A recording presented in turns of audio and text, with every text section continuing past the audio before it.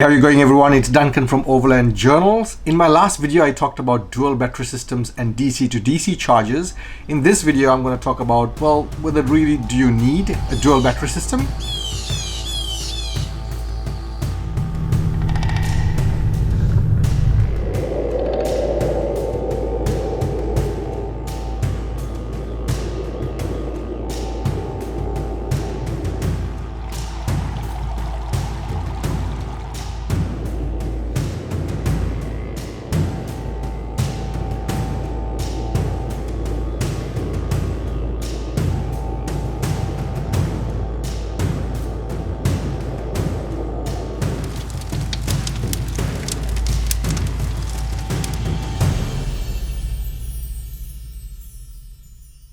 Welcome back, everyone. If you're new to my channel, please do consider subscribing. My channel is all about sharing my experiences in overlanding with the rest of the community and at the same time learning from everybody else. At the end of this video, if you found it useful, please do give it a thumbs up and leave a comment behind. Maybe ask a question if you got any, or if perhaps maybe you might have something to share with me which might add value to my knowledge as well as to everybody else who's watching this video. So please don't forget to leave those comments behind. Now, after I posted my last video, which was on the DC to DC charger, and I touched on dual battery systems as well, I had a few who asked me the questions through comments as well as just generally chatting to me, asked me whether dual battery systems are necessary. And so that's what prompted me to do this video today. This day and age, we are spoiled for choice when it comes to accessories, whether it's ranging from bull bars to suspensions to electrical systems. The question at the end of the day is, do you really need it? Now, that depends on the kind of touring you're going to do and the kind of accessories you're going to have in, or especially more particularly electrical accessories you're going to have in your 4B. So it's an individual thing. So you need to figure out that on your own.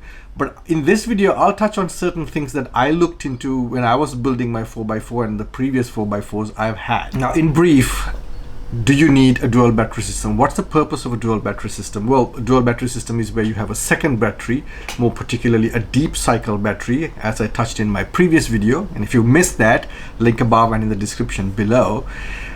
And that battery is the main purpose of that battery is to supply power to your electrical accessories, and more particularly when your engine's switched off. At the end of the day, you have set up camp and you need to keep those accessories running. And also they are useful. A second battery is useful even while your engine is running, because what that means is that your alternator in your engine will charge up that battery, but bulk of the handling of that electrical demand is handled by the second battery. So it is necessary, but then, as I said a little earlier, it depends on what accessories you plan to run, how much of those are going to do, and what the load is going to be on your electrical system. So I'll share with you the thought process I went through when I built my current 80 series as well as the previous 4x4s I've had. So the first question I asked myself was, how often am I going to go touring? Is it going to be a daily runner, or is it going to be built purely for touring? Now, my current 80 series is purely for touring. The rest of the time it just stays parked at home. But in some of my previous 4x4s, they were also daily runners. So that needed to be taken into consideration. Am I going to do, how many numbers of trips am I going to do in a year? Of those trips, how many are going to be long drawn out trips? How many of that's going to be remote trips where I'm for prolonged periods of time away from civilization where I can get supplies? Or am I going to be doing trips where within the next every few days I'm going to come across a town or a place where I can replenish? And those are the things I looked at. And then I looked at what are the electrical accessories or appliances I'm going to be running. Am I going to be running a fridge? Do I need to run floodlights when I get to a campsite to set up camp? So these are kind of the things that I went through first before deciding on whether I need a dual battery system. What's the demand going to be on my electrical system? How much draw am I going to have? So initially, now in the current 4x4 I've got my 80 series, I pretty much got everything. I run fridges, I run electrical floodlights, LED floodlights, but I keep my demand to a minimum. So what I mean by that is, first of all, I do not like driving in the dark. So as a policy, as much as I possibly can, I try to stop about 2 hours before sunset, set up camp. So I'm pretty much setting up camp while daylight is still available, so I don't need to run any floodlights. I do have floodlights around my 4x4, but I try not to use them as that much often. And then if I did need to use those lights, or maybe perhaps sometimes things don't go according to plan and I get to a campsite when it's really dark, I still carry a fair number of LED lanterns as well as gas lanterns, because my thinking is I don't want to put as much demand on the battery if it is not necessary. If I can manage it in some other way, why not? So that's the thought process that's always gone into the 4x4s that I've built, and I think that's something you need to go through as well if you're thinking of kitting out a 4x4, and especially from an electrical point of view. Now, one of the most common of electrical appliances majority of us carry are fridges. The question is, do you really need a fridge? How much of that are you going to use up, or how often are you going to be running that fridge? In my case, currently at this point where I travel quite often into the outback and long remote trips, my fridge runs 24/7. But there was a time when I used to go off-road, I didn't need to run it 24/7. And in fact, even right now, even though I have a fridge, I do a whole lot of other things in my pre-planning where the demand for the fridge, or the need for the fridge to be running that often or that continuously, I reduce as much as I possible. And I'll share with you some of the things I do, and I did share this with another video before, but I'll share it again. So for example, when it comes to food, yes, food needs to be frozen, but a lot of the time it's in our case, it's just the two of us, my wife and I. And what we do is we portion our meals, we kind of work out a menu. Now, I know in some travelers' cases, food plays a very important part.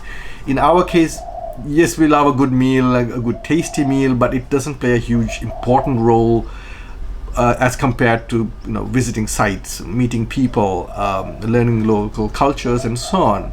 So what we do is, before, at the pre-planning stage, we work out kind of like a menu. What kind of meals are we going to have every single day for lunch, breakfast, and dinner, and so on. Usually for breakfast, it's mainly dry foods. Lunch generally something on the go, and it's dinner time that we have a fairly big meal.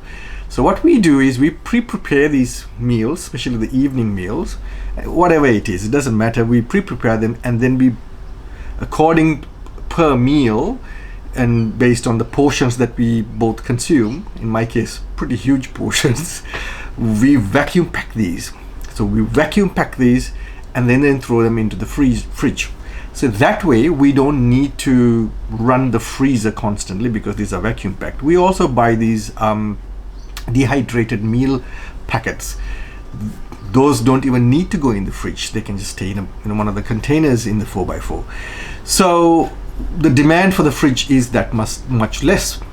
At the same time, when it comes to drinks, in our 4B, in our 80 series, we got two fridges, one to run the drinks and one to keep the food. Now with the drinks, again, what I do is during the day when the engine is running, I increase the cooling level in the fridge, usually as a policy or a practice, I should say, about 2 to 3 hours before we are to come to a stop for the night or for the day.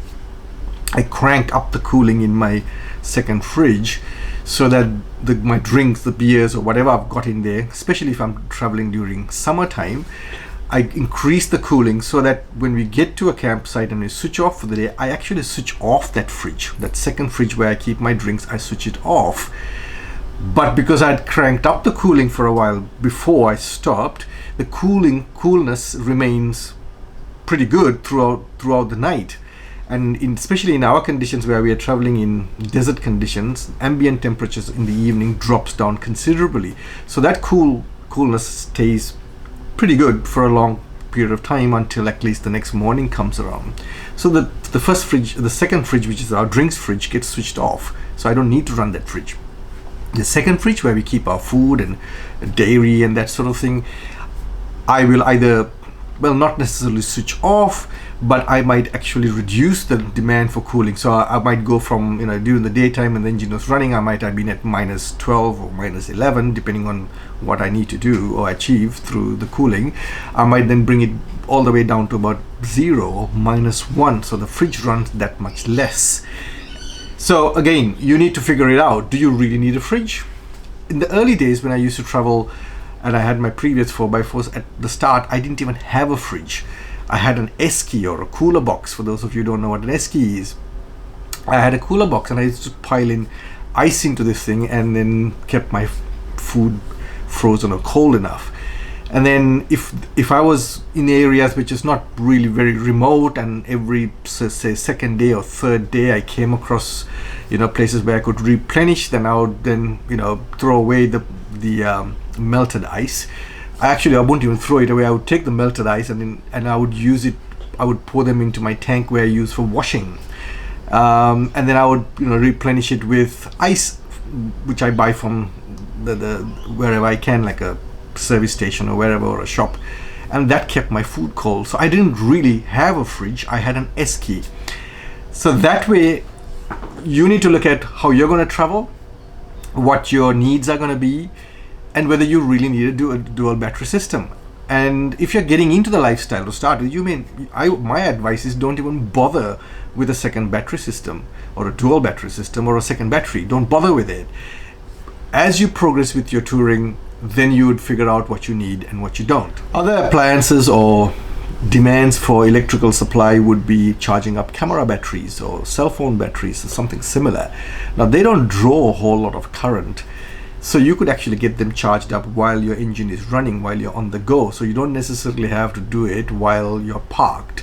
So again, it's not a demand for or a need for a second battery. So think about it. So the point I'm trying to emphasize here is figure out, before you go and spend all that money and get yourself a dual battery system because everybody else is having it, try and ask yourself these questions and figure out, do you really need a second battery? Now, once you've gone through the thought process, and let's say you came around to you do need a second battery, then there are two ways to do this. So one is to go into a fitment center and get a complete dual battery system installed, and perhaps with a DC to DC charger, which I recommend. If you're going to spend the money to get a second battery installed, then if budget allows, get yourself a DC to DC charger as well.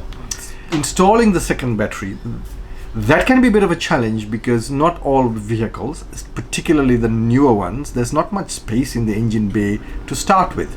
Now, in my case, it's an old 80 series and there's plenty of space in the engine bay, so getting a second battery installed was easy. In fact, with the 80s, the provision was there for a second battery from the factory itself.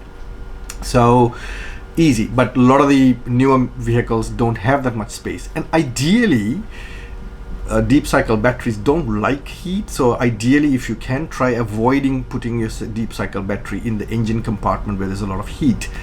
But then comes the question, where do you put the second battery if you cannot put it in the engine compartment, or you don't want to put it in the same engine compartment to keep it away from heat? So where do you put it? So the next option is somewhere in the load area. Now, that all depends on your vehicle.